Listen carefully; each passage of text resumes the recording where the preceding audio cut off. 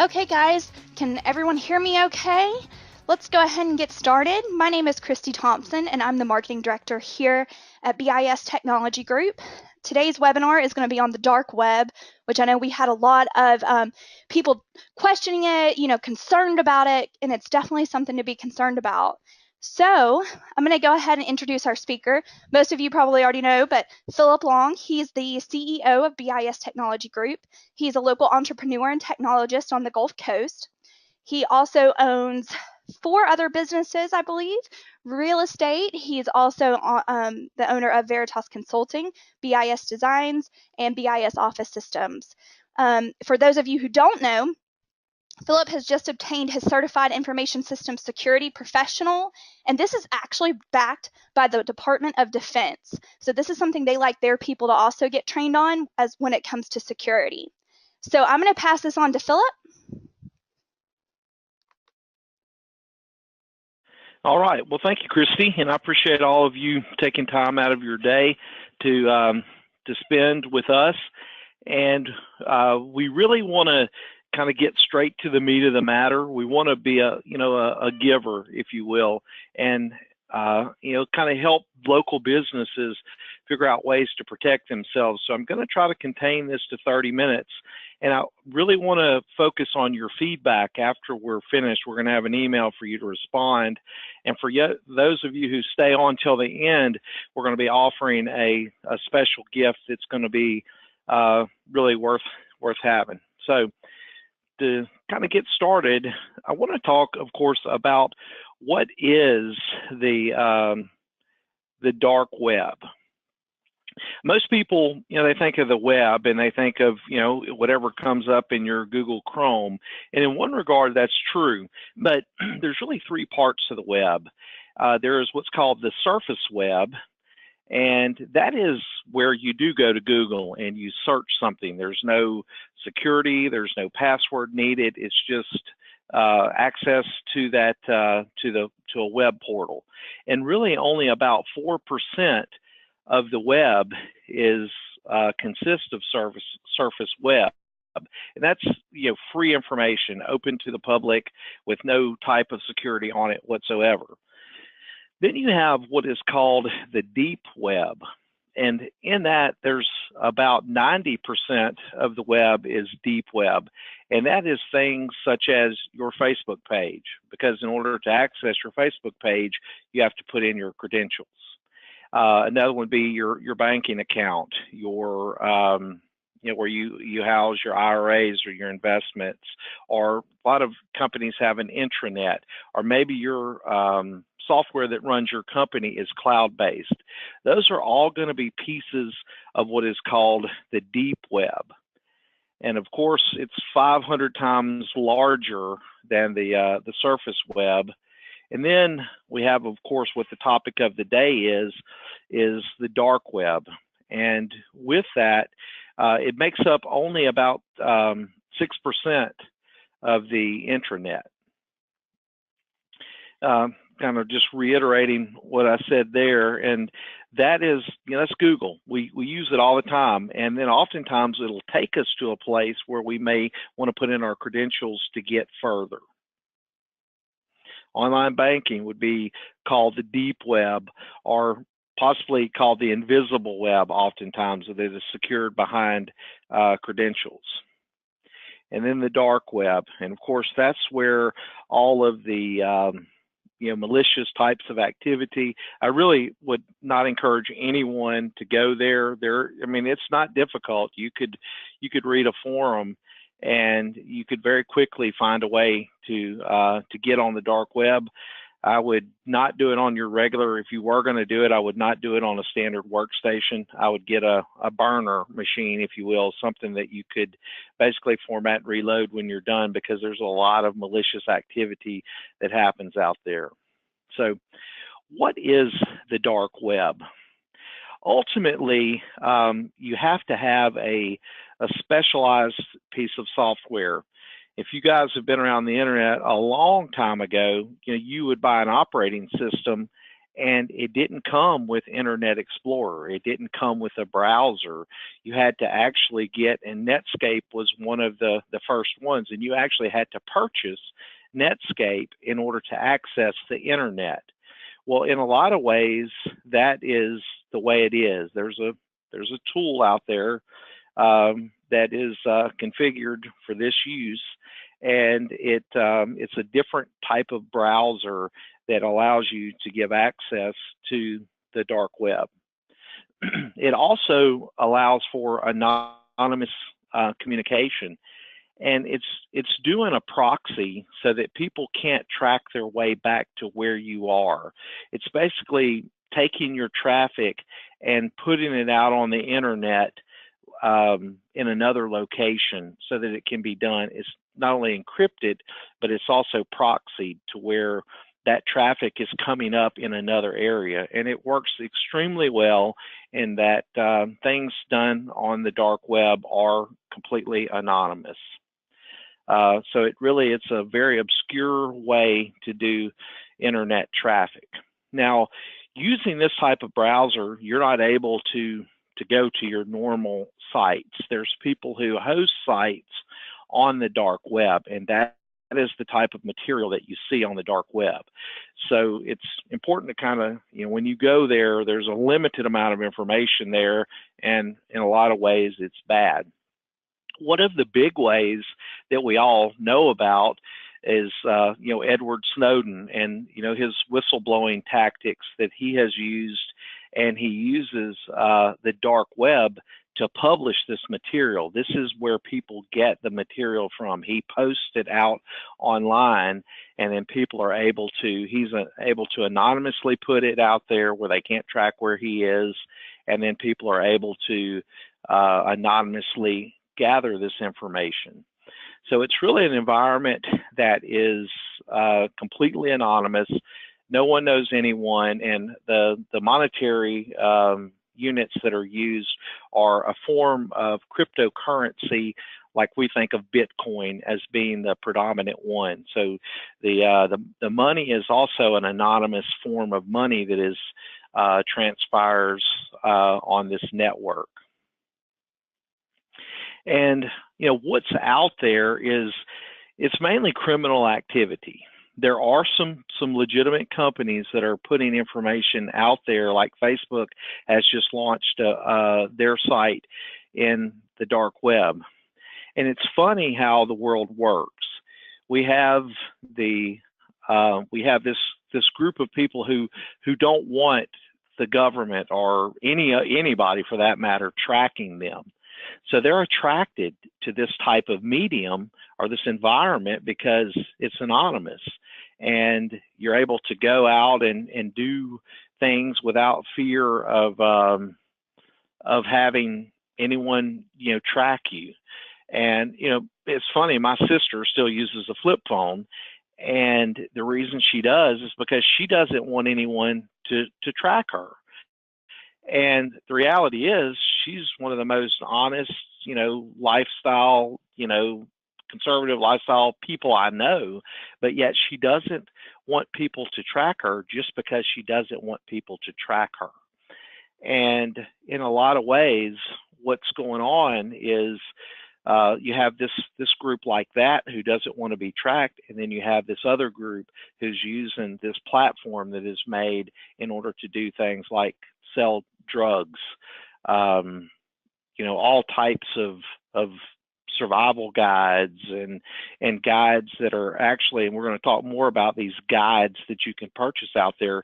They're guides. They're literally step-by-step guides how to fraud people. You can also buy credit cards, Social Security numbers, just all types of items are available out on this, but most of the activity is illegal black market activities at this point. So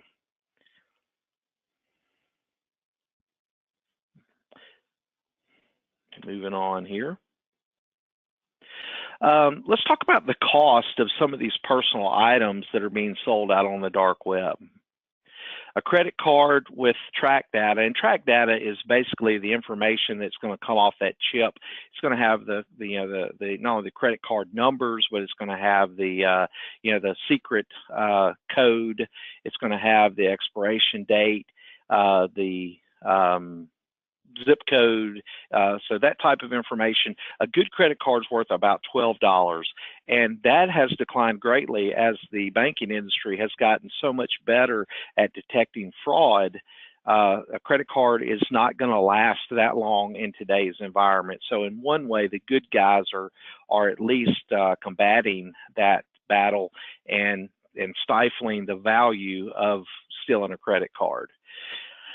Bank credentials are very, very important because they can do things to wire money out of your account. They're able to get that. So that's going to go from between $1,000 to $2,000 on a good banking account, and up to 6% of the account balance is what's going to happen. And these transactions, they happen fast.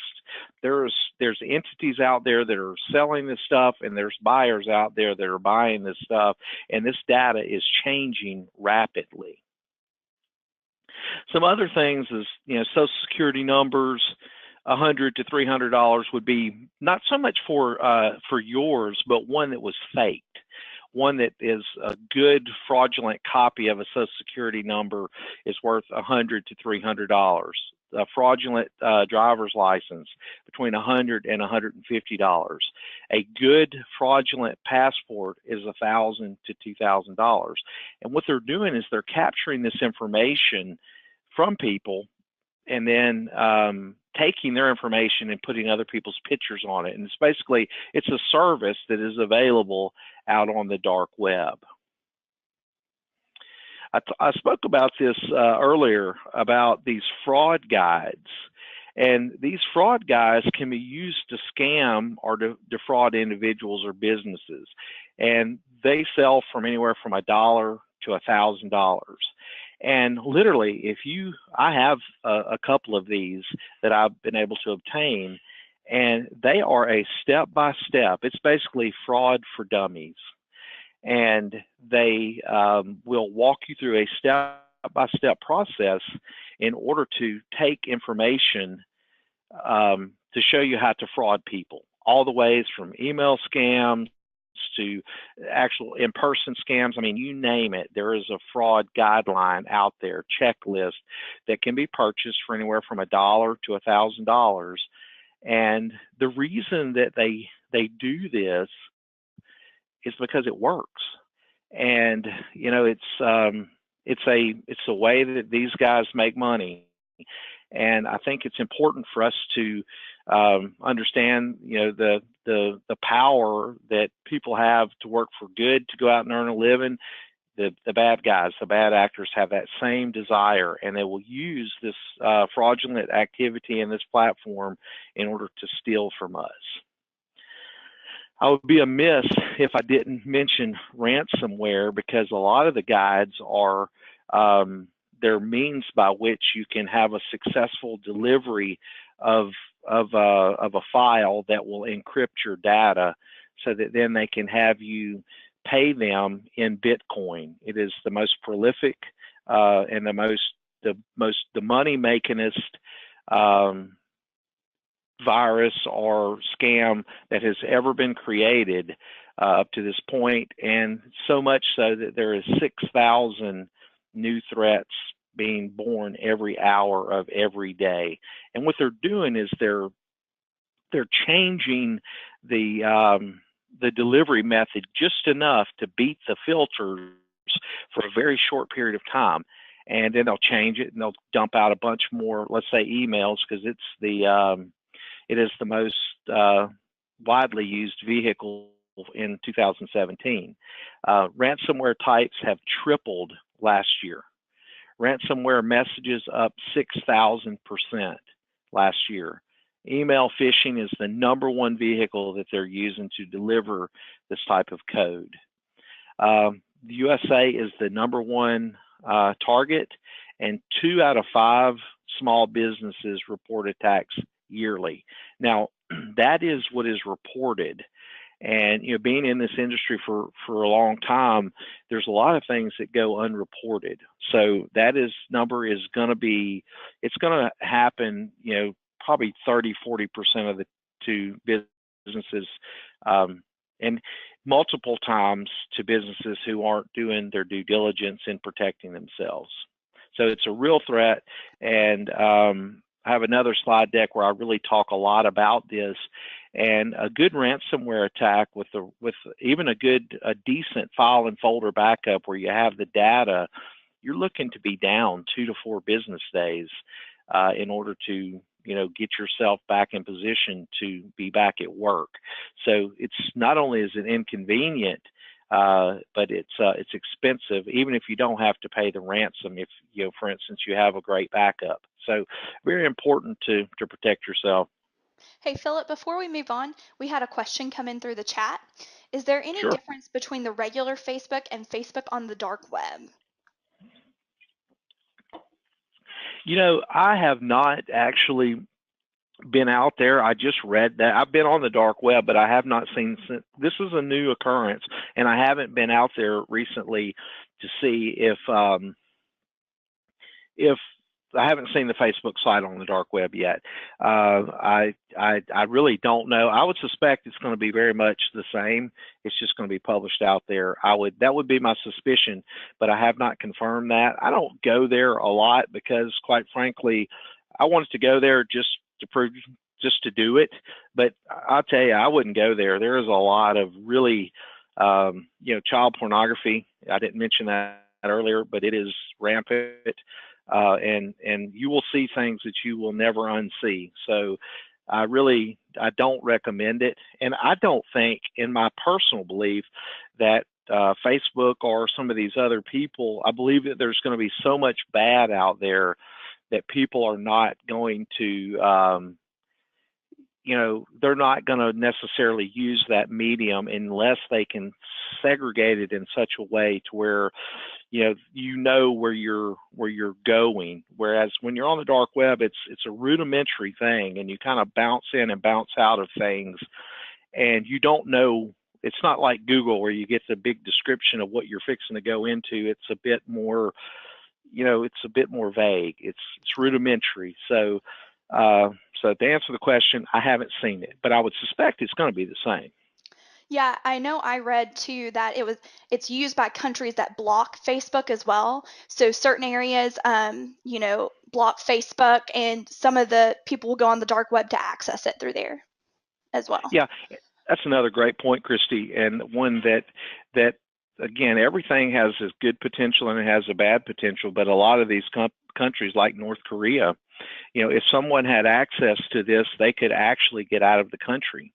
And they would be able to communicate with the world because the way it's doing this anonymous proxying out of it's basically tunneling. If you could picture, like dropping down underground and then tunneling out in New York City, where all your traffic is coming out on an anonymous circuit in New York City or Australia or wherever. It's a way of, it not only is it encrypted, but where it's being dumped out into the internet is not near you. So it's a very anonymous way to browse the internet. And I would not know where it's going to go. I know it's not going to go away. It is growing, so we're going to see more and more of it. But I really don't recommend it at this point to anyone, and especially not in a business environment. If you're going to do it, you need to get on I would get on a mobile cellular connection, and I would have a machine that I could basically wipe when I'm done. But anyway, kind of moving on. Great questions, and I really appreciate that. Kind of moving on, if we look at who is most susceptible to data loss, and ultimately that's what we're talking about here. We're talking about people taking data, and they're just using the dark web as a means to distribute that data. And I always say it's like a genie in a bottle. If your data ever gets out into the wild, you can never put that genie back in the bottle. I tell of course, my kids, I'm telling them about, the things that they do on the internet, the activities they have, because if you release a picture, if you do something, that is out, and it can show up at any time. There's no way to ever retrieve it. There's no calling it back. It's out. And also business owners, we house a lot of our clients' data, and, we want to be respectful of that, and we want to do our due diligence and practice due care in protecting that data. If we look at the folks who are most likely to get hit, it's millennials. And there's a lot of theories as to why. They call it optimism bias. And I think in the same way that, 18-year-old kids will run out of a ship that hits the beaches and go fight in a war when their buddies are getting shot, is the same thing that makes them more vulnerable to these types of threats. And millennials, 25% of households in North America are fraud victims every year. That's a pretty big number. And of that 25%, 50% of them, greater than 50% of them, are millennials. And I believe that for a lot of reasons. We could also think of the fact that they're probably more connected, and they're optimistic. They don't know of Groves always think of what he said, the CEO of Intel, and how only the paranoid will survive. I think as we get a little older, we get a little more paranoid. We get a little more what if-ish. We're thinking of what might happen, what could be the outcome, whereas I think the younger people are probably less that way, more trusting just because of youth, and then also they're also more connected. From a 36 to 55-year-old standpoint, we're looking at about 34% of that 25%, and then 55 or older is 17%, which to me is something I had not considered, because we always think of older people being more made victims of, but as it relates to fraud, that is not the case in America at this time. Another thing that really is something to keep on the radar is the Internet of Things, and there's going to be 100 billion devices connected by 2025, and those are things like your car, like your watch, like your smart lighting in your home, your refrigerator, your washing machine, your thermostat. All of these devices, although they very well make for an easier life, they all come with a certain level of risk, and they are another, what we would call a threat vector. They're another point of entry for somebody to steal your data at. Every Fortune 500 company has some exposure. They're selling something, or they're using credentials from every company out there. And one thing to note about emails is, if you've been with a company a long time, if you're a C-level, if you're a CEO, CFO, owner, manager, you're more apt to use your business email address kind of in a personal format. And if you stay till the end, and I know I'm getting close on time here, I'll show you what I mean, because I will be one of the folks that have had breaches more so than anyone else in my company, and it's because I use my email everywhere, because I only have one email, whereas someone working for a company will have their personal email that they'll use on their personal stuff, and they'll have a business email they use on business stuff, whereas, as an owner of a company or a manager or somebody who's been there a long time, you're more apt to just use one email. Bottom line really is that nobody is safe. So let's talk about how do we protect ourselves. And I want to give everyone a couple of really what I call low-hanging fruit ideas on how to protect themselves. Ultimately, you need to use a defense in depth, proactive strategy. You can't be too trusting. You have to be suspicious. the first thing that I really, from a business owner perspective, is you need to do a risk assessment. And this doesn't have to be, I do formal risk assessments all the time, but this really doesn't have to be a formal risk assessment. This can be something where you walk around with your evil hat on and think about all the ways that somebody could steal data from you. Are you allowing people to use personal Dropbox accounts? Are you monitoring their login activities? Are they allowed to check their personal email on your business workstations? These are all threat vectors. They're ways for bad stuff to come in and your good stuff to go out. You know, the bad stuff can come in from just a careless employee or an uninformed employee.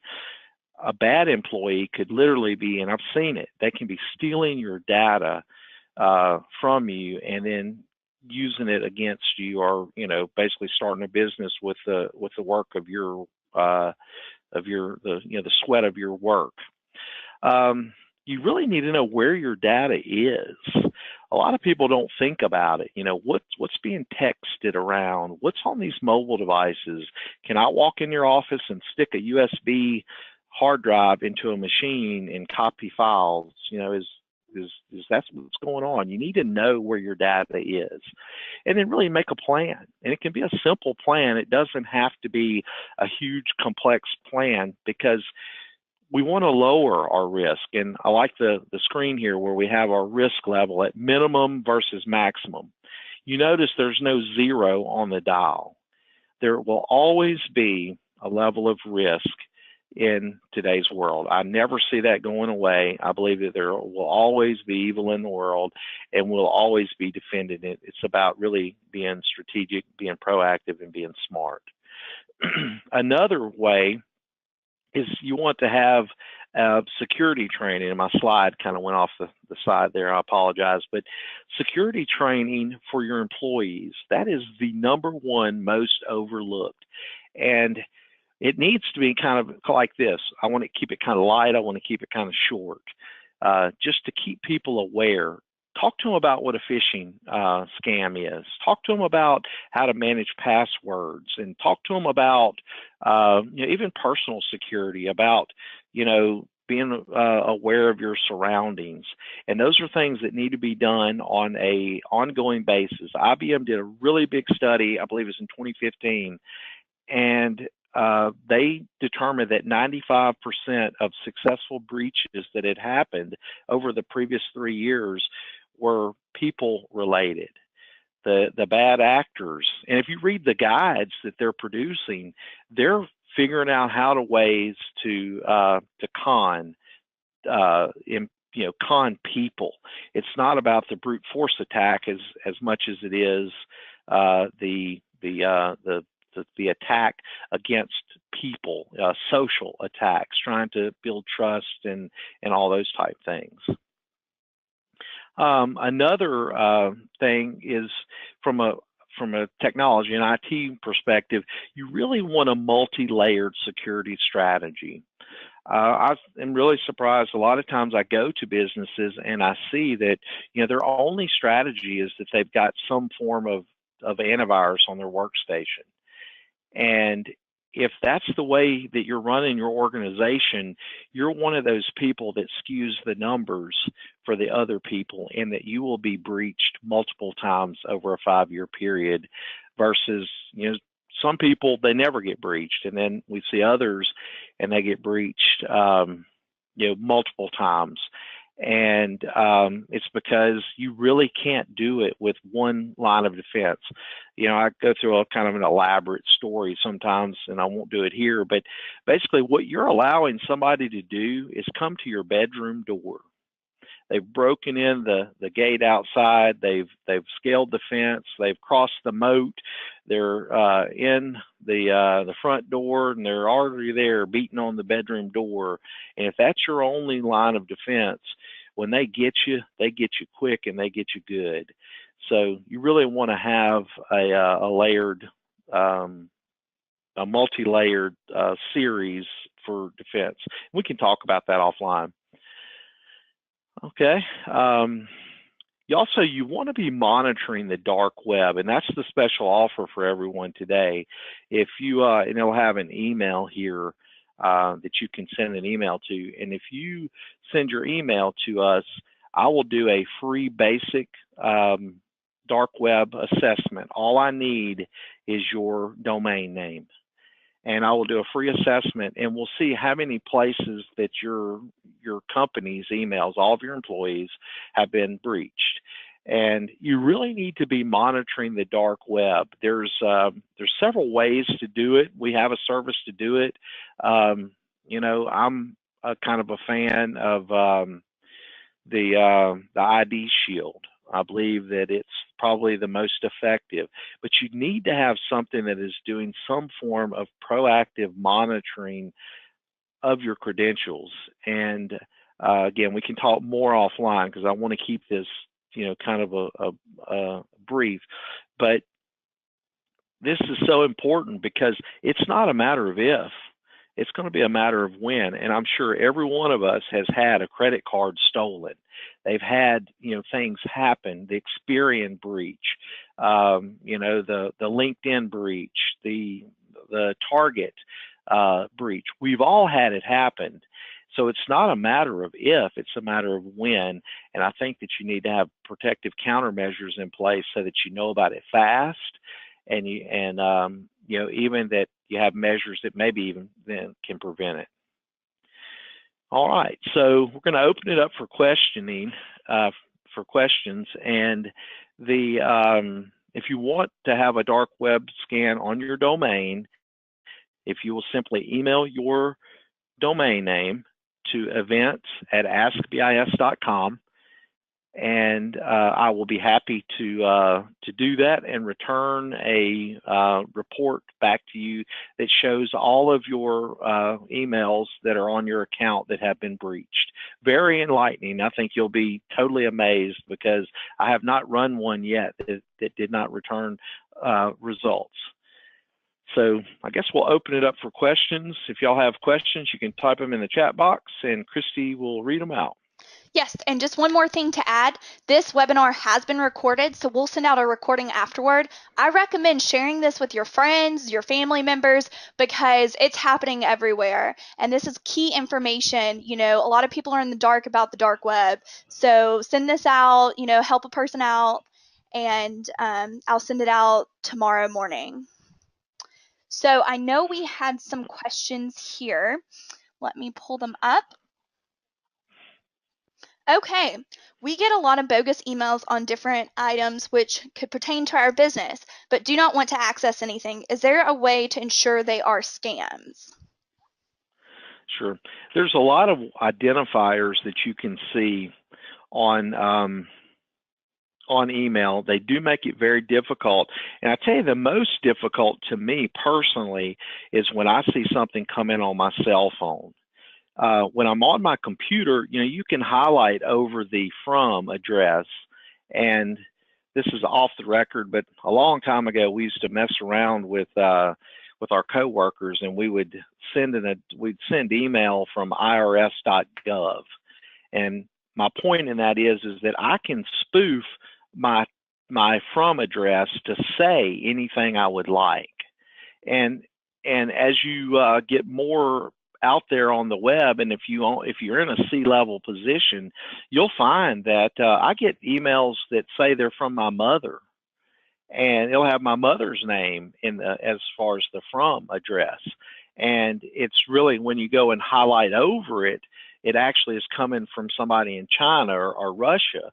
But that's one way, is to look at the from address, hover over the from address, and see where it's coming from. That's probably the most. And then a lot of times you have to look really close. I do a lot of, one of our services that we offer is where we send out simulated phishing attacks. And I mean, one of them I had 30% of people click on it. 30% of people. That is amazing. It's more and more difficult, but the ultimate, what I would say, especially if you're a business owner, is two things. Number one, I would go and block all webmail from my company, which means that's where like employees checking their personal mail on the web page. I would block that because that's where most of our risks are coming in, and there's just, if it's business related, they can send it to the business account. Second, I would get what's called advanced threat protection on your email. We have it, we offer it as a service, and what's really cool about it is that not only does it protect you, if you were to click on something, it takes you to a training video that shows you how they got you, what type of threat and how it got you. So basically it's sandboxing all of your email links. It checks them to be certain that they're benign. And those are the two best things, because, and then again, training your people. And Christy and I have already spoken. That's probably one of the next webinars we'll do, is where we will do a how to look out for spam email, or this type of phishing email, because they're getting better and better. A lot of this is coming from the states now, so the verbiage is good, the graphics are good. It really is getting more and more and more difficult. There's not a week that goes by that one of our clients doesn't send me something personally and says, "Hey, check this out and let me know what you think." So that's a couple of ways for sure. Anything else? Yep, we had another question come in. You mentioned banking and the dark web. What is the best way to protect yourself with online banking, if any? Of course, the machine that you currently use needs to be secured, and I would not ever do banking on any public Wi-Fi or any public computer, ever, never. I would never do banking on a computer that my kids play on, ever. There's things called keyloggers that basically log your keystrokes, and then they send them out to the bad guys, the bad actors. Again, the defense in depth policy, making sure that you have a layered protection to get to that machine, and going to that. I hope I didn't just end this meeting. No, I didn't. Great. Whew, I got another one right after this. But being on a good, clean machine, on a good, safe network is number one. Number two is, don't be on machines that other people are playing games on or surfing the web. Some companies even go to the point of where they have a special machine and all they do on it is banking. And when they're done, they unplug it from the internet. I literally have clients that do that. I think if you use a good defense in depth strategy, you don't have to go to that extreme, but that's one way to fix it. Okay, we had another question come in. How often should a company have a risk assessment done by a professional? Depends on the company. And of course, depending upon your data, I would say yearly. Like HIPAA, for instance, they say yearly. American Land Title, they say yearly. I believe FINRA, the banking industry, is yearly. So I believe that kind of the industry standard. And if you look at a real risk assessment, I think you'd be very surprised at how practical the things are on it. Most people make it into something really hard, but it's really a common sense best practice form that you walk through. And there are 58 questions on the ones that I do, and they're web-based. They're not hard. They have videos that explain what the question means, and they're very common sense. And the neat thing about it is that it produces a workbook, and from that workbook, it gives you actionable items that need to be addressed. And if you were ever to be in some form of litigation and you had done that, you would be showing that you're doing your due diligence. And then year on year, as you clip the items down, you're practicing due care, and that not only are you aware and doing the things to make yourself aware, but you're also resolving the matters in a time-based system, and it's being tracked. That's really what they're looking at. Like I said earlier, no one expects your risk to be zero, but they want you to do an analysis to find where your highest risks are, and then put countermeasures in place in order to protect yourself. Okay, we had another question come in. How much is the risk assessment? It depends on the organization. It's normally done by by the number of seats is normally how I do it, or the number of employees, because there's some factors in there with some of the training that comes with that. So that's something we can talk offline. Not very much. Most companies under $1,000, $1,500 for most of the companies that that I work with. Generally, 25 employees and below. Great. I think that's all the questions we have today. Anyone else have any last minute questions they want to submit in the chat? Okay. And Philip, just one more time to reiterate, we just want to let everyone know we will be sending out a recording. Please share it out. It's really important. Yeah, look out for folks. And if you have other questions, I will get back with you depending upon the complexity of the question, and get back with you. And we really want to be, this community has been so good to our company and so good to me personally. And really a lot of what I do is to help folks. And if we can help, we want to do it. So, no charges, advice is free. And, but again, share this because it is something that we want to raise awareness of in our community. And thank you all very much for coming, and stay tuned because we're going to have more. And if you respond with some of that other things, we basically designed this particular webinar based off of a survey that we sent out to a segment of our clients of things that they were concerned about. So you guys have a real voice in what what you want to see. All you have to do is let us know.